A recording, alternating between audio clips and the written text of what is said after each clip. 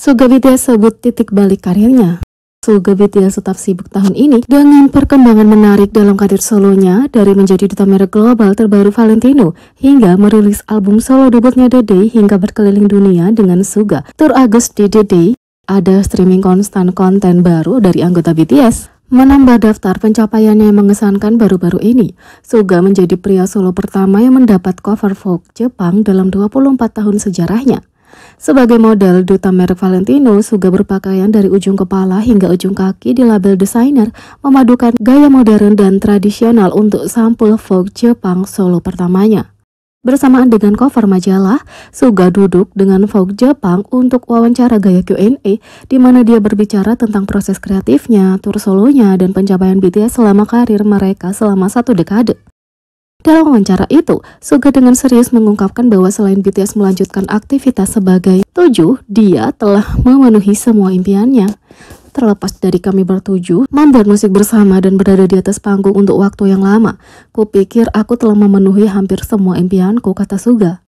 Ketika ditanya tentang apa yang dianggapnya sebagai titik balik karirnya, Suga menyebutkan kehadiran BTS di Billboard Music Award 2017. Titik balik terbesar bagiku adalah kunjungan pertamaku ke Billboard Award pada tahun 2017. Itu adalah penampilan pertama grup di acara penghargaan musik Amerika, dan BTS bahkan membawa pulang penghargaan artis sosial teratas, menjadikan mereka grup K-pop pertama dalam sejarah yang memenangkan penghargaan musik Billboard. Sekitar waktu yang sama dalam karir BTS, mereka mempertimbangkan pembubaran karena kondisi sulit yang mereka hadapi dengan kesuksesan mereka yang semakin meningkat. Untungnya mereka memutuskan untuk tidak melakukan dan terus menempa jalan mereka sebagai bintang global. Sementara itu, Suga akan mengadakan encore 3 hari tur dunia The Day di Seoul. Anggota BTS Suga telah menyenangkan penggemar dengan berita menarik tentang encore 3 hari untuk tur dunia The Day yang sangat sukses di Seoul. Pertunjukan encore yang sangat dinantikan dijadwalkan berlangsung dari 4 hingga 6 Agustus di KSPU Dome. Pengumuman ini datang selama perhentian tur The Day di Seoul pada tanggal 25 Juni. Dengan poster pengumuman yang lucu membuat para penggemar bersemangat dengan antisipasi. Fans tidak dapat menghadiri beberapa konser sebelumnya, sekarang dapat punya kesempatan lain untuk melihat penampilan live Suga yang menakjubkan. Tak hanya itu, Suga berbagi nasihat yang akan dia berikan kepada idol K-pop junior. Suga baru-baru ini menjadi cover Vogue Jepang sebagai pria solo pertama yang menjadi cover majalah dalam 24 tahun sejarahnya. Dalam wawancara dengan majalah itu, Suga merenungkan 10 tahun terakhirnya sebagai anggota BTS, tur solonya, tujuan masa depannya, dan membagikan sarannya untuk idola junior. Suga berbagi bahwa selama 10 tahun terakhir, dia merasa telah mencapai semua tujuannya, dan satu-satunya mimpi untuk terus maju adalah terus bersama BTS. Dia merefleksikan seberapa jauh dia datang dalam karirnya, mengingat ketika dia adalah artis tanpa nama yang membuat musik, sambil mengungkapkan rasa terima kasihnya karena telah menjadi artis yang diakui secara global seperti sekarang ini. Aku telah bekerja keras sebagai artis dan membuat musik sejak sebelum debutku, tapi saat itu aku adalah salah satu artis tanpa nama yang membuat musik yang tidak didengarkan oleh siapapun. Sekarang aku bisa bertemu penggemarku dan melihat banyak orang yang mendengarkan musikku. Aku selalu berterima kasih untuk itu, kata Suga. Suga telah berkembang pesat dalam banyak hal, dan dia berbagi bagaimana hubungannya dengan musik telah berubah, bagaimana dia menangani ketenaran, dan bagaimana dia menghadapi penyesalan dan kecemasan. Sambil memikirkan pertumbuhannya, dia menawarkan nasihat kepada para junior industri dan orang-orang yang mengaguminya.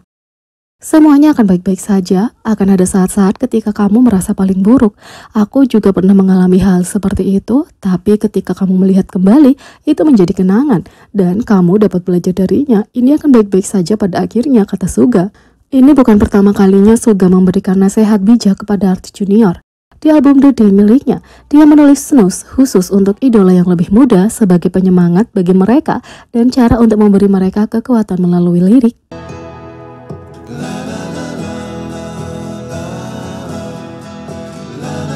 Yang kedua, inilah 4 tur dunia K-pop berpenghasilan tertinggi. Pada tanggal 24 Juni, netizen Korea membicarakan tentang 4 besar tur dunia K-pop berpenghasilan tertinggi.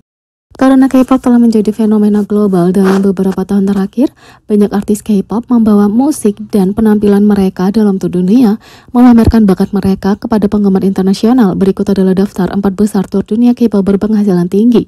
Yang pertama, BTS. Kita semua tahu BTS telah menggemparkan dunia dengan musik dan penampilannya. Grup ini meraup 118 juta US dollar hanya dengan 7 pertunjukan. Jumlah total tiket yang terjual diperkirakan mencapai 1,6 juta. 2. Blackpink. Tur Blackpink meraup 78 juta US dollar. Tur itu mencakup 26 pertunjukan dan menjual sekitar 366.000 tiket. 3. Seventeen menjual sekitar 717.000 tiket dengan 34 pertunjukan selama tur keliling dunia mereka. Ini menghasilkan pendapatan kotor 70 juta US dollar. 4. Twice meraup 36,8 juta US dollar hanya dengan 14 pertunjukan selama tur mereka. Netizen bereaksi dalam komentar dan menyatakan, hanya dengan 7 pertunjukan, wow, mendapat pendapatan terbanyak dengan jumlah pertunjukan paling sedikit. Yang lain mengatakan BTS ada di level lain. Yang lain harus berhenti mengatakan mereka telah melewati BTS.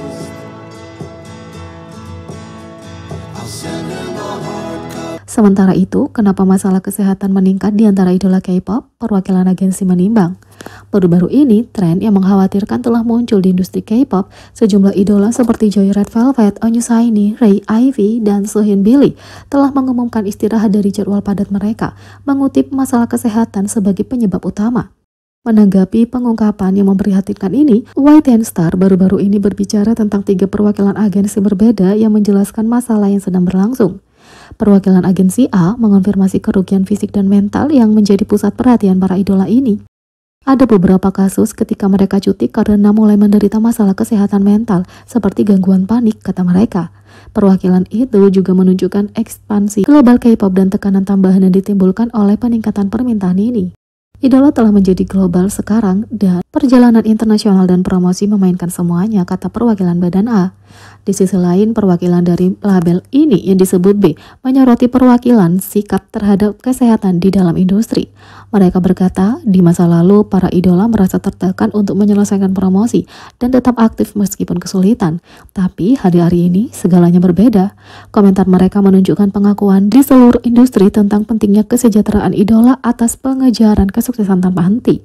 Idola tidak dipaksa untuk terus berjalan. Kalau mereka ingin istirahat, keadaan mereka dihormati. Ini hampir seperti PTO dan hari sakit yang dialami karyawan biasa, kata perwakilan badan B. B juga menarik perhatian pada sifat universal perjuangan kesehatan mental. Banyak orang dalam masyarakat modern bergumul dengan masalah kesehatan mental. Idola hanya mengalami hal yang sama, kata perwakilan badan B. Tapi perspektif C, perwakilan dari Gen X, mengungkapkan sudut pandang generasi. Mereka mengamati ini bukan hanya tentang idola. Perspektif ini memperkenalkan sudut yang menarik pada percakapan, mengisyaratkan perbedaan generasi yang lebih luas. Perwakilan badan C mengatakan, secara umum Gen Z terlihat kurang sabar dibandingkan generasi yang lebih tua. Komentar dari perwakilan ini memberikan pandangan beragam tentang situasi saat ini. Jelaslah bahwa keberadaan superstar global yang semakin intensif dan tekanan sosial secara signifikan berdampak pada kesehatan idola K-pop. Tapi sungguh menggembirakan untuk mencatat perubahan sikap pada industri ini yang tampaknya memprioritaskan kesehatan mental dan fisik para idola lebih dari sebelumnya. Jadi, bagaimana menurut kalian tentang ini? Beri komentar di bawah, klik subscribe, like, share, dan klik lonceng. Sekian video kali ini, sampai jumpa lagi.